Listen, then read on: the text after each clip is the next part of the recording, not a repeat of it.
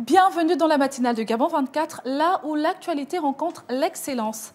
Ce matin, c'est une voix forte de la médecine d'urgence africaine qui prend place sur notre plateau. Alors que les défis sanitaires se multiplient sur notre continent, une nouvelle responsabilité vient d'être confiée à un Gabonais, la présidence de la Société africaine francophone de la médecine d'urgence, la SAFMU. Derrière ce sigle, une institution stratégique qui regroupe des professionnels de terrain engagés à sauver des vies. À sa tête désormais un homme de conviction, élu pour tracer une nouvelle trajectoire, renforcer la coopération médicale entre pays francophones et faire rayonner l'expertise africaine dans les situations d'urgence. Alors, quel est le rôle de cette organisation? Pourquoi cette élection est-elle un signal fort pour le Gabon, mais aussi pour toute l'Afrique francophone? Que peut-on attendre de ce mandat? Autant de questions que nous allons explorer avec notre invité de la matinale, le président fraîchement élu, médecin général des armées, Romain Tchoua, professeur agrégé du Val-de-Grâce, chef du département anesthésie, réanimation, urgence à l'HIA Obo. J'ai bien prononcé. Bonjour professeur et bienvenue. Bonjour madame, bonjour. Comment allez-vous? Ça va très bien. C'est un plaisir de vous recevoir aujourd'hui. Déjà, toutes nos félicitations. Merci. Alors, vous êtes également l'ancien président de la SARAF et président de la SGARMU. Alors, que représente déjà pour vous cette élection à la présidence de la SAFMU? Alors écoutez, c'est pour moi un réel plaisir de venir ce matin à la matinale de Gabon 24. C'est un plaisir pour nous aussi. Voilà, merci de cette invitation. Effectivement, vous parlez d'un sujet très intéressant qui concerne la médecine d'urgence. L'occasion pour moi de rendre un vibrant hommage à tous les personnels, les professionnels donc de santé qui travaillent dans ces services d'urgence et qui au quotidien sont confrontés à d'énormes difficultés. Ce n'est pas toujours évident pour eux. Donc je salue encore leur effectivement, expertise dans ces conditions difficiles. Et étant nouvellement élu à la tête de la SAFMU, vous comprenez effectivement que pour moi, j'ai un devoir de pouvoir porter très haut effectivement le blason de notre pays, parce que je ne peux pas aller parler de la médecine d'urgence en Afrique, dans les autres pays africains, et ne pas m'intéresser à ce qui se passe dans mon pays. Donc il y a un double enjeu pour moi. D'abord, permettre que la médecine d'urgence au Gabon se développe et que l'Afrique, effectivement, puisse également rayonner dans ce sens-là. Et toutes nos salutations aussi et félicitations de la part de Gabon 24 à tout le personnel de santé de la médecine d'urgence. Alors pour nos téléspectateurs et internautes qui nous regardent, qu'est-ce que la SAFMU et quelles sont ses missions principales? Alors donc la SAFMU, vous avez, c'est la Société africaine francophone de médecine d'urgence, qui renferme tous les médecins qui sont intéressés par la médecine d'urgence et bien entendu les sociétés sœurs nationales donc, qui permettent effectivement à notre continent africain de pouvoir s'arrimer un peu aux normes internationales parce qu'on a toujours tendance à mettre dans les pays en développement, l'Afrique qui est toujours derrière. Donc aujourd'hui, c'est l'occasion d'avoir cette société africaine qui nous réunit tous, pour laquelle nous pouvons partager nos expériences et proposer effectivement des normes qui nous permettent donc d'améliorer la prise en charge de nos patients. Donc c'est quelque chose d'assez fort, d'assez robuste. Pour l'Afrique francophone. Voilà, pour l'Afrique francophone, et qui nous permettra de nous aligner au même titre que les autres dans les grands défis de la médecine d'urgence. Exactement. Alors vous êtes médecin urgentiste et il n'y en a pas beaucoup au Gabon. Alors premièrement, sur le terrain, comment s'organise la prise en charge des patients, sachant que vous n'êtes pas nombreux? Donc quelles sont les difficultés rencontrées sur le terrain? Absolument.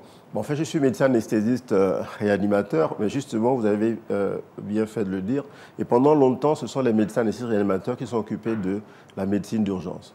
Or, dans la médecine anesthésie réanimation, vous avez déjà l'anesthésie, qui est une spécialité, la réanimation, plus l'urgence. Ça fait beaucoup pour une seule personne. Donc aujourd'hui, les choses sont bien scindées.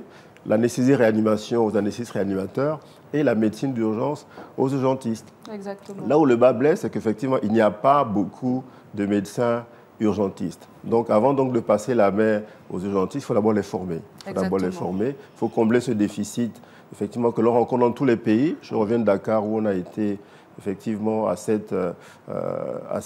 assises sur la SAFMU. Donc le constat est le même dans tous les pays en Afrique francophone. Il n'y a pas d'urgentiste, non seulement formés, mais en plus travaillant dans ces services-là. Donc l'heure est aujourd'hui de pouvoir remettre donc, les urgences aux urgentistes, mais il faut commencer par les former. Exactement, donc la formation d'abord. La formation d'abord. Et une remise à niveau aussi pour les personnes peut-être qui sont déjà dans le domaine.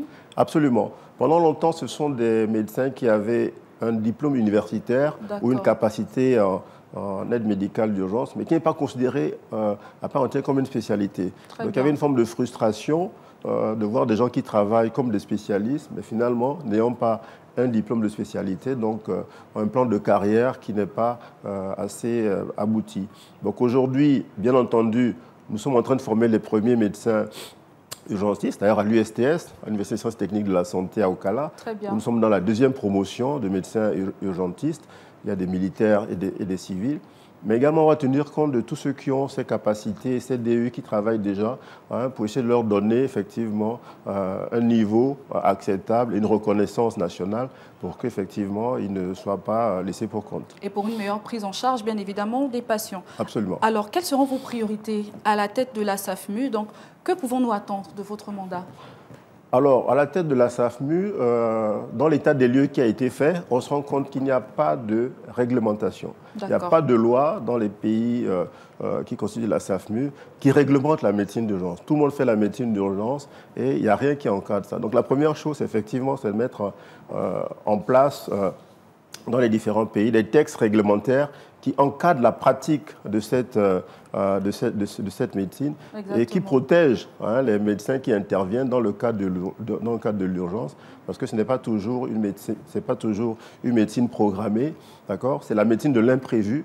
Et dans l'imprévu, donc il y a beaucoup de choses qui peuvent se passer. Il faut effectivement encadrer cette médecine. Tout le monde ne doit pas faire la médecine d'urgence, tout le monde ne doit pas effectivement se prévaloir comme médecin urgentiste ou travailler dans le service des urgences sans avoir les compétences requises. Donc là, déjà, au niveau de la loi, donc, faire évoluer les textes, on va regarder ceux qui existent et encadrer la pratique de la médecine, qui va jusqu'au privé, puisque même dans le privé, on fait de la médecine d'urgence. Donc, encore faut-il voir exactement qui peut faire, qui a les compétences, qui a les prérequis, voilà, qu'est-ce que la loi dit par rapport à ça. Exactement. Ça, c'est la première chose. La deuxième chose, c'est passer également à un niveau d'infirmiers spécialisés en médecine d'urgence, parce que là encore, c'est un déficit. Donc les infirmières qui sont dans les services d'urgence sont affectées comme une affectation normale, sans tenir compte des compétences en médecine d'urgence. Or là, c'est là où effectivement il faut des gens bien qualifiés, parce que le binôme médecin-infirmier, ça va ensemble. On ne peut pas avoir un médecin urgentiste formé à un niveau de spécialisation et un infirmier qui ne comprend pas ce qui se passe. Donc il faut que les deux aient un niveau de formation adapté à ces situations d'urgence. Exactement. Donc vous allez d'abord revenir à la base, pour poser les fondements, revoir les textes. D'accord. Très bien. Voilà. Alors, et les faire évoluer s'il existe. Voilà, c'est ça. Alors, en ce qui concerne votre parcours impressionnant, nous devons le dire, en 2021, vous avez fondé le SAMU. 2001. 2001, oui. 2001, vous avez fondé le SAMU. Donc, dites-nous, quelle était votre vision à ce moment-là? Comment ce projet a-t-il vu le jour? Alors, effectivement, à l'époque, je suis fraîchement rentré de l'agrégation du Val-de-Grâce. Et quand j'arrive à Libreville, je suis affecté à la maternité Joséphine Bongo. Et là, un matin, je lis dans le quotidien L'Union, effectivement, des accidentés de la voie publique dans la zone de Boué, où les enfants allaient passer l'examen, le BPC. Et au cours de cet accident, donc, il y avait plusieurs enfants blessés. Et le ministre de l'Éducation nationale de l'époque, effectivement, avait donc déclenché une évacuation sanitaire donc, pour tous ces enfants qui sont arrivés donc, à Libreville. Et leur arrivée au tarmac de l'aéroport m'avait un peu choqué de voir effectivement qu'il n'y avait aucune régulation médicale. Il y avait personne qui pouvait faire le triage en disant voilà les plus graves, les moins graves et comment ils se font. Donc tous ces enfants sont arrivés au CHL. Donc ça faisait un peu une grande catastrophe, alors que finalement, il n'en était rien. Donc c'est comme ça, comme j'ai effectivement posé la problématique à ma hiérarchie, donc il m'a effectivement encouragé à aller dans le sens de la création d'un SAMU. Donc ce SAMU est né à partir effectivement de cet événement, qui s'est situé donc, dans la zone de Boué. Et justement, en parlant de ce type d'événement, en situation d'urgence, Que faut-il faire? Quels sont les gestes à avoir, les numéros à appeler? Car c'est très important aussi, c'est la base. Tout à fait. Absolument. Ça me permet de revenir finalement sur la chaîne de secours. Exactement. Parce qu'effectivement, l'urgence, personne ne décide de venir aux urgences parce Exactement. que bon, il faut encore, voilà. Donc il faut ce qu'on appelle la prise en charge préhospitalière. Donc il y a effectivement des gens formés. Hein. D'abord, ça commence par les secouristes, d'accord, et même les témoins, les populations eux-mêmes sont formés et peuvent déjà porter secours donc aux premières personnes qui sont en détresse. Généralement, ce n'est pas tout le monde qui a le même niveau de détresse, donc ce n'est pas tout le monde qui doit arriver aux urgences. Il y a ceux qui sont plus graves, hein, moins graves, et il y a même les impliqués qui ne sont pas graves. Donc tous ces gens, on ne les amène pas aux urgences. Mais s'il n'y a personne, voilà, pour faire ce travail de tri en préhospitalier, d'accord. Et la deuxième chose, donc c'est une formation, d'abord des secouristes, de la population, des témoins. La deuxième chose, c'est donc les moyens donc médicalisés. Donc quand les ambulances arrivent, effectivement, eux aussi, ils doivent être formés pour pouvoir transporter les plus graves et peut-être traiter sur place ceux qui sont moins graves. Donc il y a toute une formation et toute une remise à niveau, organisation de ce secteur préhospitalier.